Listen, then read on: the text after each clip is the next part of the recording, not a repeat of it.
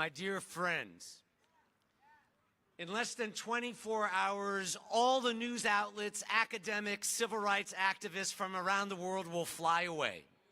We Memphis clergy will not be going anywhere, so where do we who will not leave go from here in a city where the poverty audit we commissioned shows such extreme gaps between white and black children and families in the city we love? Where do we go from here, right here in Memphis? We have to provide clear pathways for every Memphian to contribute to a collective solution. Every color, creed, industry, and individual.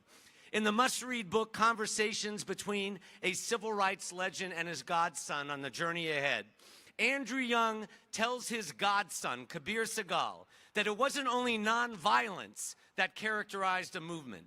It was the channeling of emotion into action and results. Ambassador Young cautions not only his brilliant godson, but every man, woman, and child to think strategically. Be careful, he teaches, about presuming to know other people's motivations by their skin. And take time to plan and strategize before acting.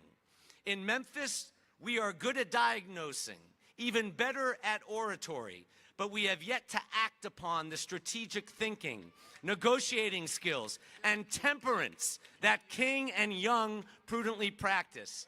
Let's admit that while rallies and marches are great, we cannot talk our way out of poverty. With the data from our poverty audit, we need a strategy, not a soliloquy. In recalling the biblical Exodus, King said, whenever Pharaoh wanted to prolong the period of slavery in Egypt, he kept the slaves fighting among themselves. But whenever the slaves got together, that was the beginning of getting out of slavery. Now let us maintain our unity, King said.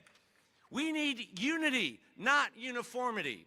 We need to build bridges, not egos. The faith community can't do it alone. Government can't do it alone. Neither can the business community. The only way to transform the Memphis that is into the Memphis that should be is to widen the bridge and provide all of God's children with avenues to contribute their brain power, human capital, spiritual capital, and financial capital to smart solutions that will make Memphis better for all.